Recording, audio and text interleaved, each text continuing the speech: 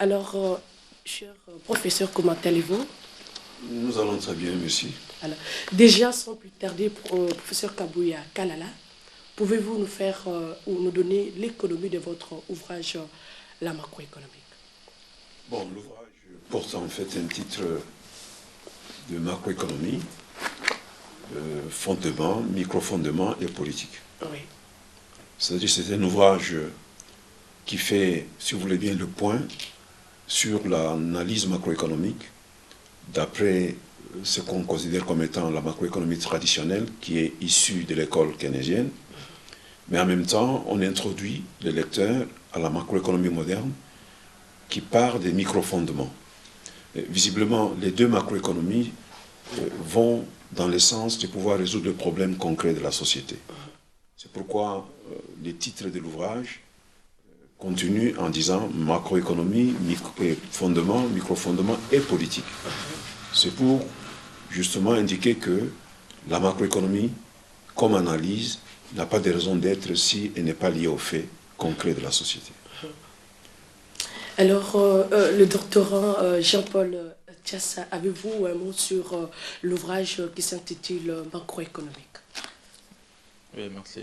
Comme l'a si bien dit les professeurs, l'ouvrage essaie de passer en revue les fondements traditionnels de la politique macroéconomique tels que pensés par John Maynard Keynes ainsi que ses successeurs. Et on introduit également les lecteurs aux différentes approches modernes de l'analyse macroéconomique. Donc, l'organisation de l'ouvrage s'est fait en 5 parties. Donc, au niveau de la première partie, on donne une vue d'ensemble de ce que l'analyse macroéconomique. Et au niveau de la deuxième partie, nous présentons les fondements de politique macroéconomique. Et au niveau de la troisième partie, nous introduisons les microfondements des modèles macroéconomiques modernes. Et à la quatrième partie, nous montrons comment se forme l'équilibre macroéconomique partant des fondations microéconomiques néoclassiques.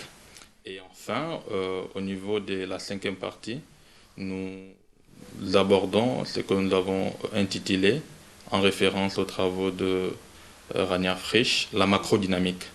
On les fait à court terme, à long terme, et puis nous avons introduit une analyse macroéconomique en considérant les frictions sur les marchés du travail.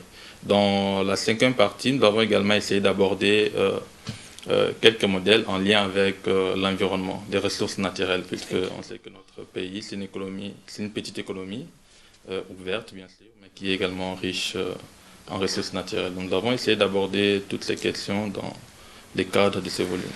Mais quand même, il y a une question là qui m'est revenue toujours en tête lorsque je lisais l'ouvrage qui est la macroéconomie, fondement, micro-fondement, pourquoi pas, et politique. Aujourd'hui au Congo, nous savons il y a tant de problèmes politiques et économiques. J'en ai peut-être hier et j'en avais parlé avec le doctorat Jean-Paul Tchassa. Pourquoi avez-vous pas pensé d'écrire un ouvrage sur les différents problèmes économiques à court, à moyen terme au Congo, au lieu d'écrire un ouvrage en macroéconomie, parce que nous le savons tous, en économie, lorsqu'il y a des problèmes, c'est alors que les économistes et les savants sortent pour résoudre le vrai problème qui existe au moment actuel. Mais vous avez raison. Pour résoudre un problème, il faut d'abord le comprendre. Effectivement. Connaître les causes du problème. Effectivement. Donc cet ouvrage veut remplir cet objectif d'abord d'instruire les gens, analyser le contexte économique d'un pays du point de vue scientifique, avant de pouvoir proposer des solutions. Mais nous ne sommes pas arrêtés là, parce qu'en fait, nous partons des cas concrets que connaît notre pays. Par exemple, nous révisitons toute la période qui va de 1960 à 2015. 2015 parce que c'est à ce moment-là que nous avons terminé le travail.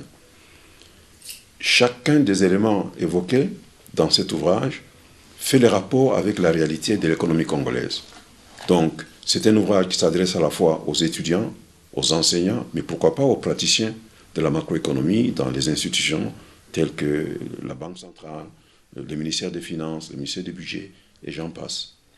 Donc, quelqu'un qui veut apprécier la réalité congolaise à l'égard de la science, il trouvera sûrement des éléments dans cet ouvrage. Alors, en lisant cet ouvrage, sur quoi avez-vous établi le lien qui existe entre la macroéconomie et la microéconomie? Le lien vient tout simplement du fait que la macroéconomie voit les choses en rond, comme quelqu'un qui veut avoir une vue d'ensemble lorsqu'il survole, supposons, une forêt. Tandis que la microéconomie voit les choses au ras de sol. Je voudrais dire en fait que l'économie, c'est un ensemble d'agents économiques. Vous ne pouvez pas parler de l'économie en oubliant les cellules élémentaires de cette économie. C'est ça la liaison entre la micro et la macro. Il y a quelques années, c'était deux branches totalement indépendantes de l'analyse économique, mais aujourd'hui, on s'est rendu compte qu'il faut absolument fusionner les deux, parce que les acteurs sont les mêmes après tout. Alors, il y a une question là, je m'aurais posée au doctorant Jean-Paul Tiassa. Dans ces cas-là, est-ce qu'il faudra enterrer aujourd'hui Keynes, qui pensait réellement qu'il y avait une rupture entre la microéconomie et la macroéconomie? C'est une question qui est, je dirais, idéologique. Bon, je ne pense pas qu'il faut enterrer Keynes, puisqu'il fait partie de l'histoire économique. Et d'ailleurs, sa théorie a permis aux économies développées de sortir de la Grande Dépression. Et donc, on ne peut pas l'enterrer à mon avis. Mais du moins, la science ne nous empêche pas d'évoluer, de progresser. C'est même la caractéristique fondamentale de toute science, de toute discipline scientifique. Donc, enterrer, pour moi, non. Mais on peut progresser pour évaluer, apprécier la pertinence des théories keynésiennes par rapport aux réalités contemporaines. Oui, parce que là, je vois le prof Kabuya Kalala. Je pense que je n'ai pas eu la chance d'être enseigné par vous, mais il y a mes aînés qui me parlent de vous de plus en plus, et pourquoi pas avec les doctorats Jean-Paul Tiassa. Nous savons bien en économie, lorsqu'une école atteint son déclin, ça signifie presque la fin de cette école. Aujourd'hui, dans votre ouvrage, vous parlez de la nouvelle école keynésienne, parce que j'en ai beaucoup lu cette nuit. Ne voyez-vous pas que c'est vraiment le déclin de Keynes qui a été prôné pendant longtemps dans le monde?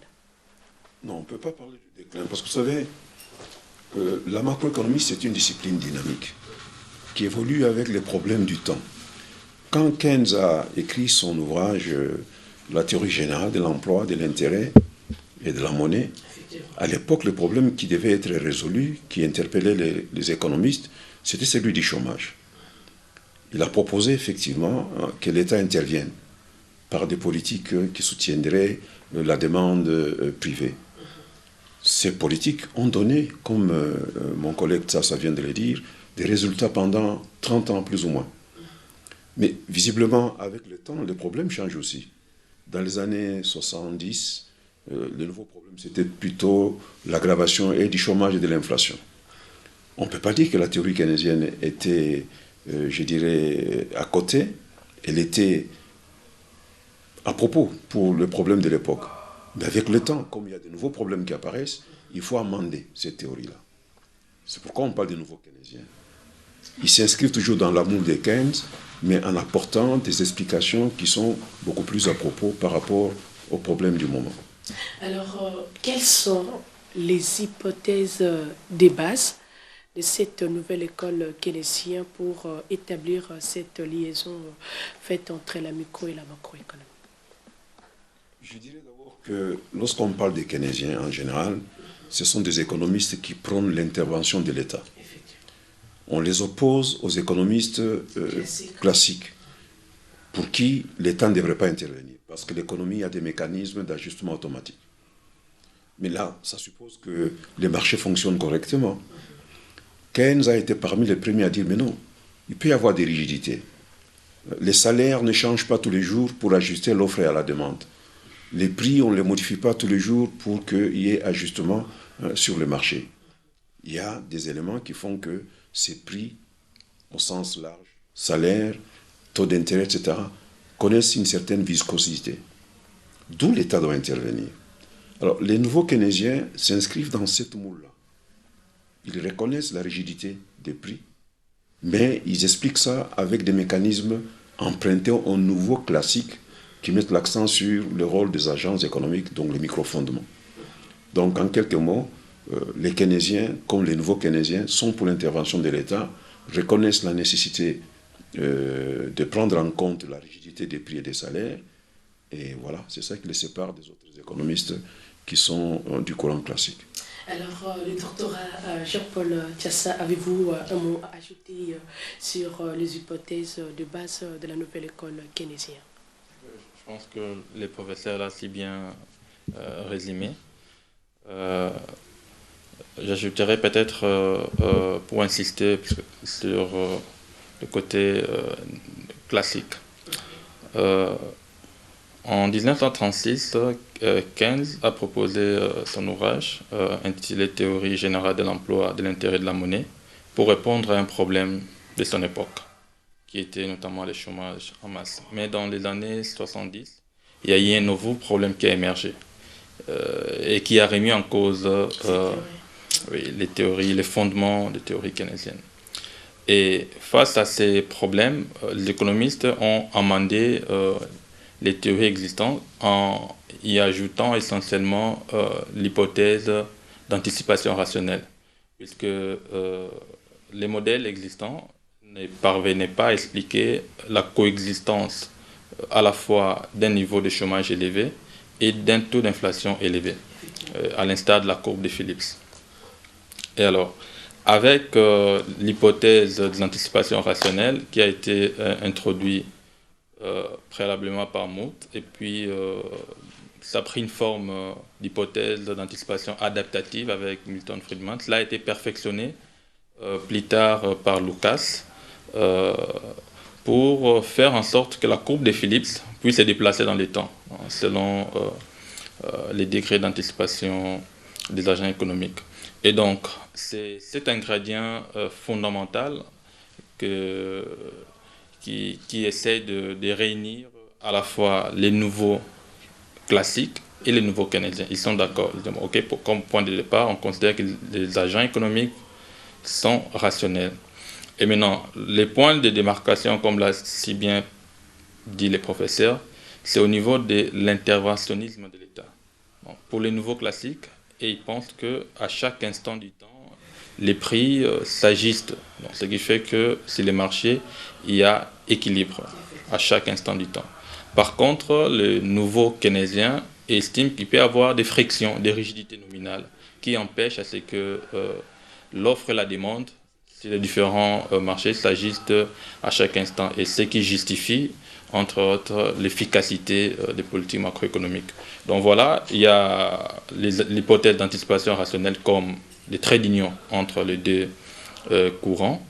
Et maintenant, il y a d'autres considérations, je vais dire, idéologiques qui séparent l'économiste d'obédience néoclassique et c'est d'obédience néo-keynésienne.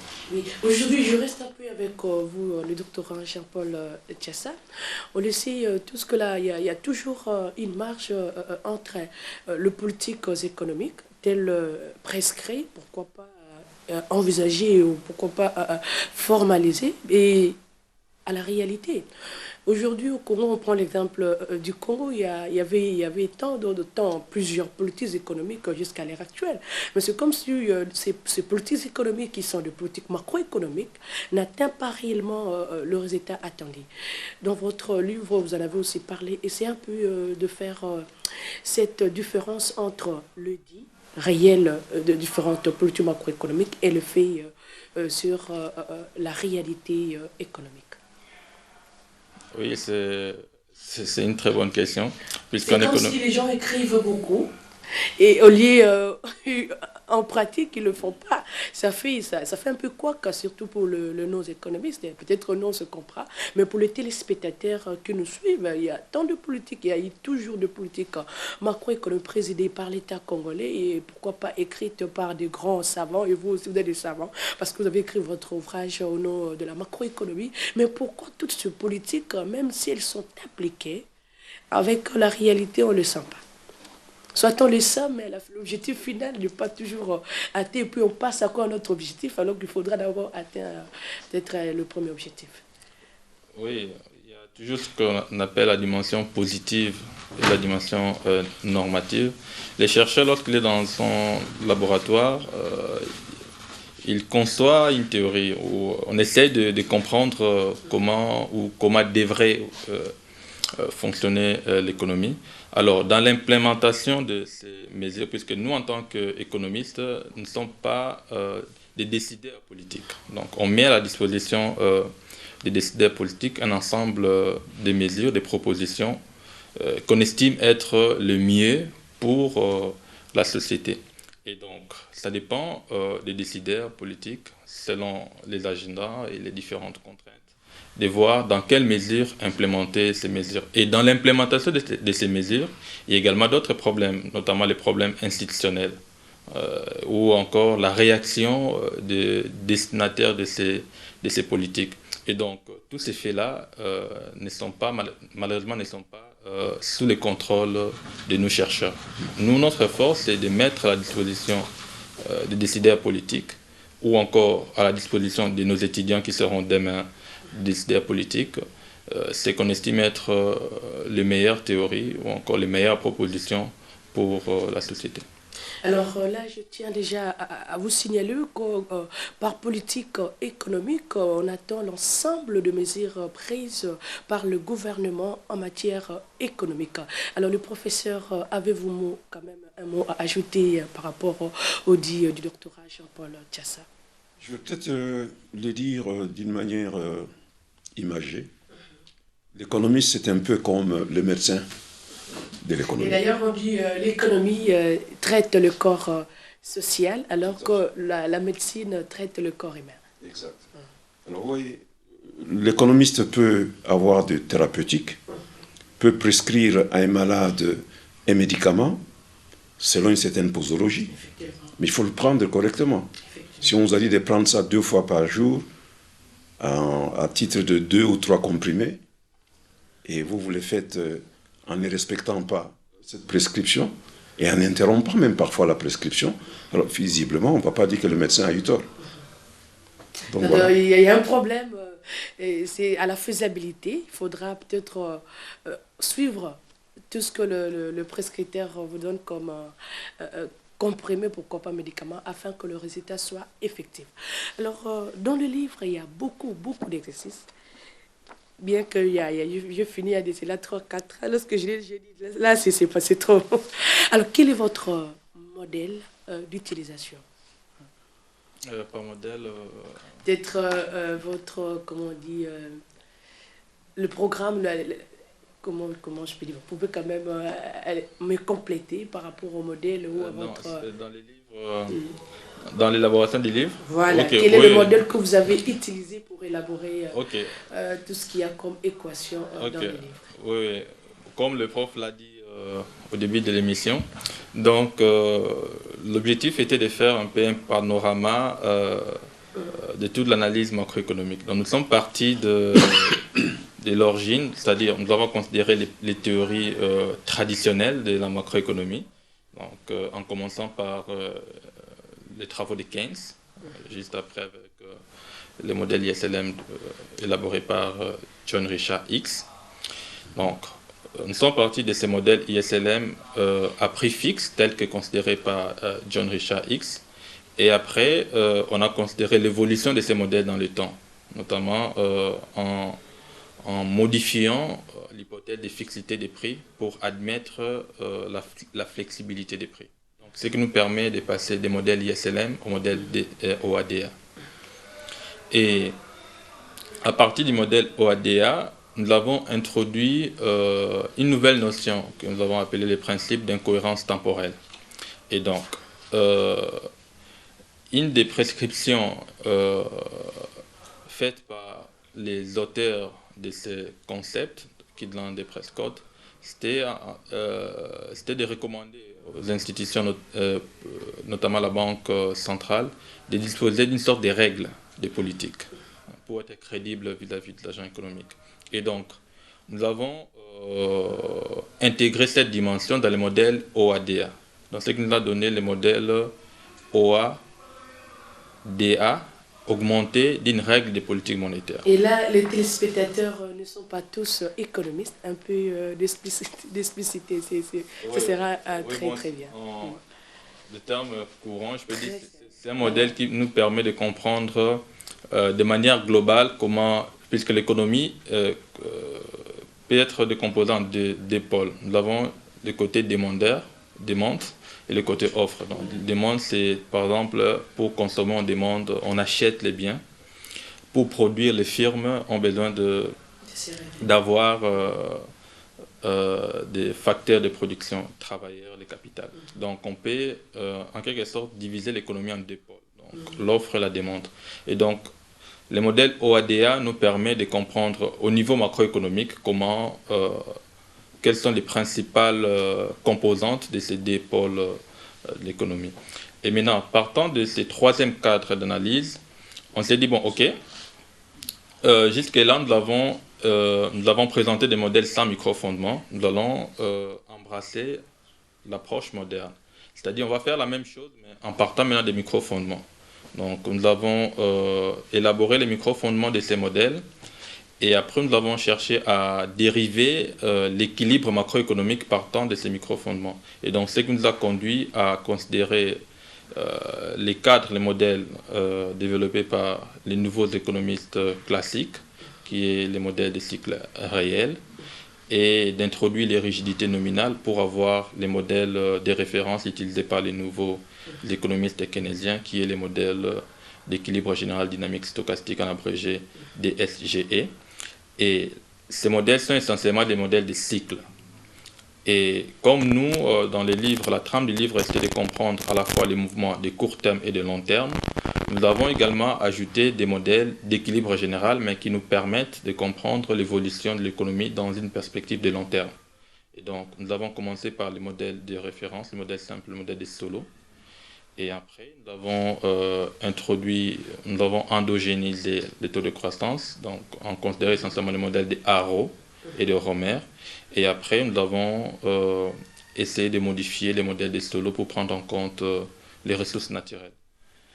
Et donc voilà en résumé, en quelque sorte, les modèles que nous avons suivis pour élaborer cet ouvrage. Alors, monsieur le professeur, vous pouvez dire un mot par rapport à votre modèle d'utilisation? Bon, d'abord, il faudrait permettre aux lecteurs ou aux téléspectateurs de comprendre que ce que nous appelons modèle ici, c'est tout simplement une façon de schématiser le fonctionnement de l'économie.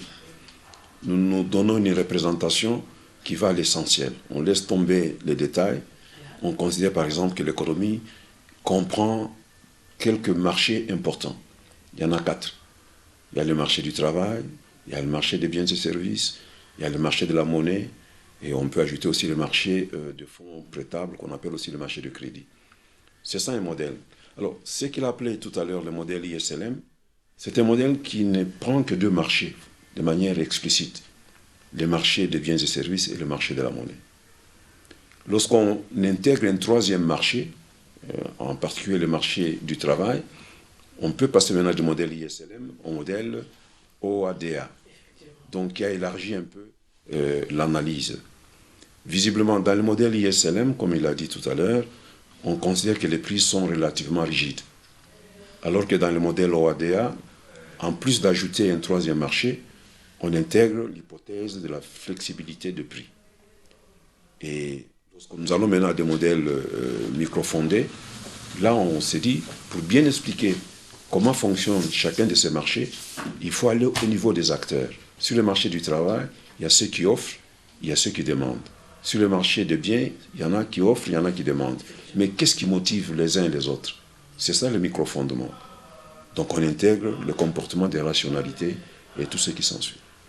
Voilà. Alors, comme vous l'avez dit bien avant, le prof Kabouya Kalala, il est enseignant, professeur dans plusieurs universités. On ne citera que 2, l'INIKIN et l'IPC.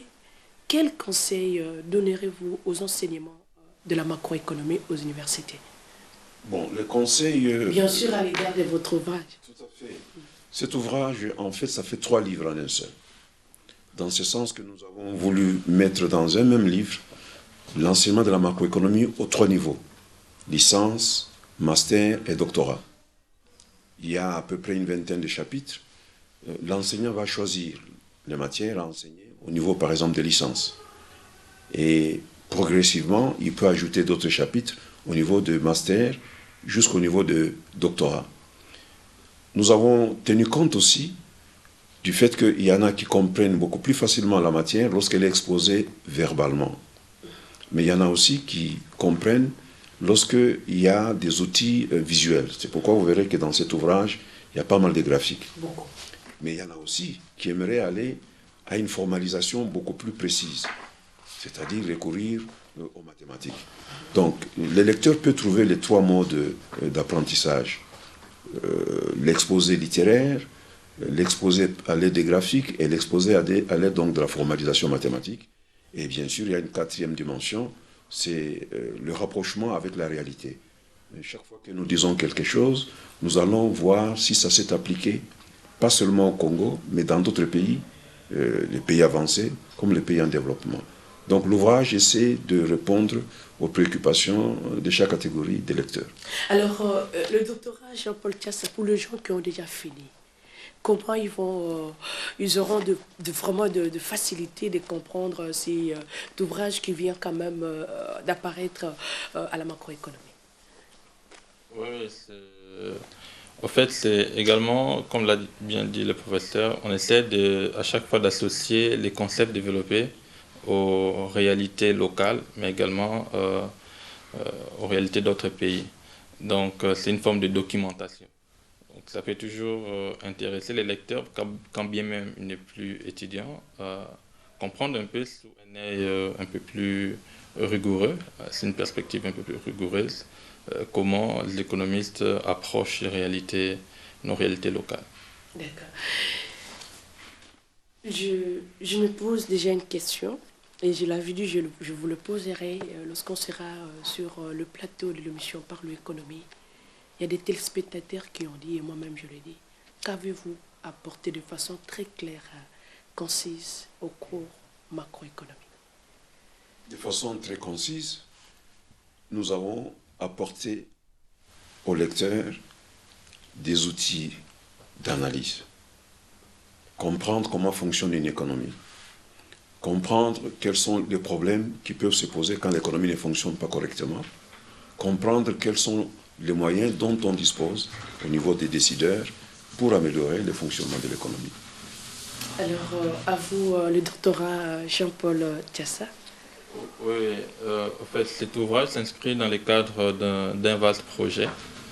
Donc, au-delà de ces livres qui a été édité par la maison d'édition Hermann, donc on comprend que les livres se vendent.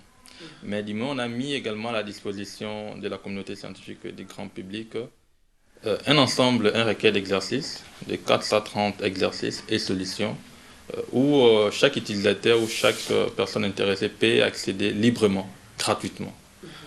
Et en plus de ces manuels d'exercice, il y a également un logiciel qui accompagne les livres. Puisqu'on s'est dit, dans le contexte de notre pays, il se peut qu'une bonne partie des étudiants soient soumis au problème d'électricité, de manque d'électricité.